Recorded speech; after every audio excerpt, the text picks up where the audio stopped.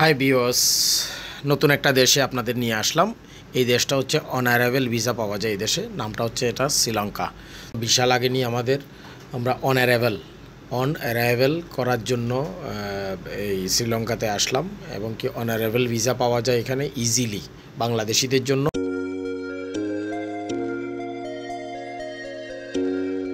মাত্র শ্রীলঙ্কান এয়ারপোর্টে এসে নামলাম, দেখলেন আপনারা অনেকক্ষণ হাঁটাহাঁটির পরে আমাদের গন্তব্য যেখান থেকে আমাদের ভিসাটা লাগবে সেখানে আমরা ইমিগ্রেশন রুমে আমরা যাচ্ছি। ইমিগ্রেশনের যেখানে কার্যক্রম শুরু ওইখানে আমি যাচ্ছি। প্রথম যাওয়াতে শুরু হলো একটা বুদ্ধদেবের একটা মূর্তি দিয়ে, জায়গাটা অনেক সুন্দর। ইমিগ্রেশন শেষ করে আমরা সিম কার্ডের জন্য এলাম। ইমিগ্রেশনের ভিডিওটা আমি দিতে পারিনি এই জন্য, কারণ ওইখানে ইমিগ্রেশনে অ্যালাও নেই ভিডিও করা। তো এখন আমরা সিম কার্ডের জন্য আসছি, দেখতে পারতেছেন আপনারা সিম কার্ড নিচ্ছি এখান থেকে। ই সিম নিলাম একটা। সিমটা আসলে একটা বারকোড দ্বারা হয়। তো ওখানে একজন ভিডিও করতেছিল আমাদের, ওনাকে দিয়ে দিলাম মোবাইলটা যে ভিডিও করেন। এখানে লেখা আছে ওয়েলকাম টু শ্রীলঙ্কা। তো শ্রীলঙ্কান এয়ারপোর্ট খারাপ না, মোটামুটি ভালোই আছে, তবে এদের কারেন্সিটা অনেক ডাউন। এদের $100 সমান ওদের এখানে 30,000-এর মতো পাওয়া যায়। অনেক লোয়েস্ট ওদের কারেন্সি। আমি যত দেশ ঘুরলাম সব দেশের মধ্যে একমাত্র শ্রীলঙ্কান কারেন্সি পেলাম সবচাইতে লোয়েস্ট। এর মধ্যে অন্যান্য দেশ হতে পারে আরও কম, বাট শ্রীলঙ্কান গভর্নমেন্ট যাওয়ার পর থেকে শ্রীলঙ্কান কারেন্সি অনেক নিচে চলে গেছে। এই দেখেন, এরা কিছু যাবে, কিছু বাইরে দেশে যাবে, কিছু এখানে এসছে মাত্র বাইরে। এখন আমরা ট্যাক্সি নিলাম এয়ারপোর্ট থেকে, এই ট্যাক্সি করে যাচ্ছি আমরা। আমাদের হোটেল বুকিং আছে, হোটেলে যাচ্ছি।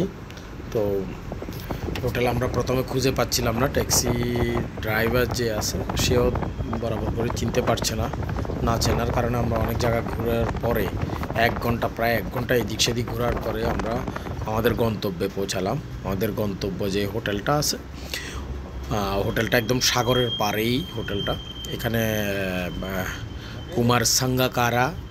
কুমার সাঙ্গাকারার ফিশারি আছে, এটা মাছের একটা ফিশারি ওর আছে এখানে। ওইখান থেকে মাছ বিভিন্ন দেশে বা ওদের নিজের দেশে সাপ্লাই করে ওটা।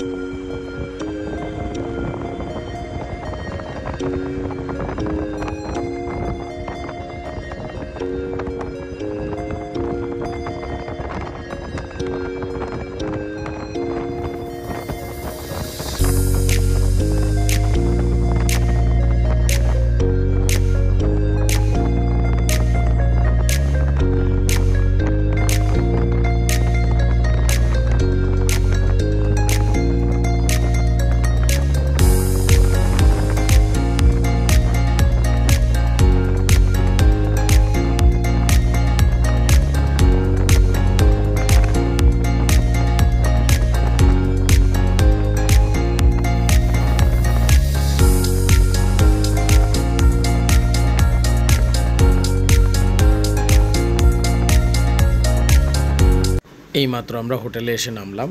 এখন আসার পরে দেখতে পেলাম এটা সাগরের পাশেই আমাদের হোটেলটা। আর এখানে অনেক বাঙালি, আমরা মনে করি বাঙালি নেই, বাট এখানে অনেক বাঙালি। সবাই এখান থেকে মিশর যাবে বা মরক্কো যাবে, ওইখান থেকে ইউরোপ চলে যাবে, এই ধরনের ওদের প্ল্যান আর কি। বাট এসে দেখলাম এত বাঙালি, ওরে বাবা, এক এক রুমে 8 জন 10 জন করে বাঙালি। কী যে করছে ওরা খালি ইউরোপের নেশা সবার। এই সবাই বাইরে যাবে, কেউ ওভারস্টের কারণে পুলিশ এসে অনেক বাঙালিকে ধরে নিয়ে যাচ্ছে। এই সব কারণে আমাদের বাঙালিদের সব জায়গাতে বদনাম, সব জায়গাতেই নাম খারাপ বাঙালিদের। তো আমরা বাঙালিরা কখনো শুধরাতে পারবো না, আর শুধরাবোই না। বিশেষ করে বাইরের দেশে যাওয়ার জন্য ওই সাগর পার করে এই দেশে ওই দেশে যাই। তো আমরা ঘুরতে বেরোবো সকালবেলা। আমরা এসেই ভোরবেলা এসে নামলাম, আর ভোরবেলা থেকে আধা ঘন্টা 1 ঘন্টা রুমের মধ্যে রেস্ট করে আমরা এখন বেরোবো বাইরে ঘোরার জন্য। আর আমাদের কিছু ডলারেরও দরকার। দারুণ একটা এক্সপিরিয়েন্স। আজকে আসলাম শ্রীলঙ্কান পুষ্পা জুয়েলারিতে, গেছি ব্যাংকে গিয়ে ডলার ভাঙাইতে গেলাম। ওরা বলতেছে আমাদের এখানে রেট এটা 29,600। তো ওরা একটা দোকান দেখা দিছে, যে দোকানে গেলে আপনি বাঙাইতে পারবেন এটা বললো। গেলাম পুষ্পা জুয়েলারিতে, ওরা অ্যাড্রেস দিল পুষ্পা জুয়েলারিতে গেলাম। টাকাটা ডলারটা দিলাম, ওরা ভালো রেট দিল, 30,000-এর উপরে দিল রেটটা। বাট একটা জিনিস অভিজ্ঞতা হলো যে গোল্ড শপের ভিতরে মানি এক্সচেঞ্জ, গোল্ড শপ সব কিছু মিক্সিংয়ে আছে, একই দোকানে সব কিছু হচ্ছে। কি সুন্দর একটা আইডিয়া না? এগুলো সব গোল্ড শপ, দেখতে পাচ্ছেন অলরেডি, শ্রীলঙ্কার gold shop, money exchange, with money exchange.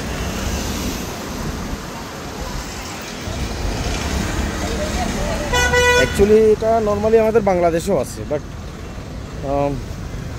বাইরের দেশের অভিজ্ঞতাটা প্রথমবার হলো।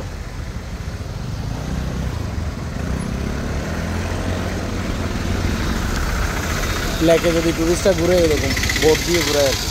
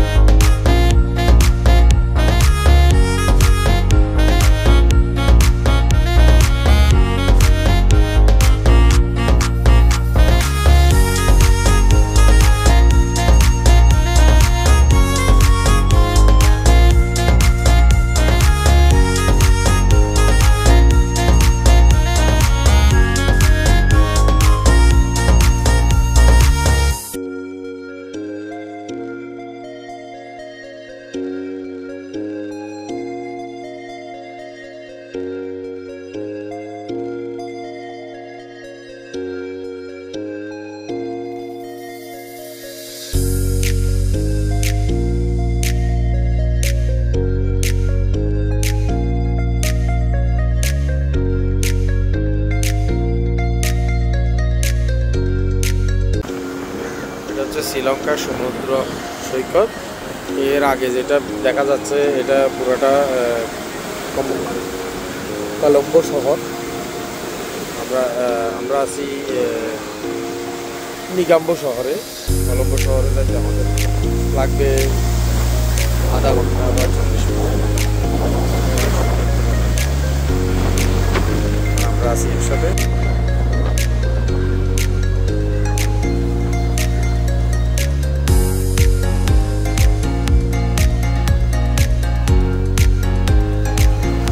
অপু ভাই বাঙালি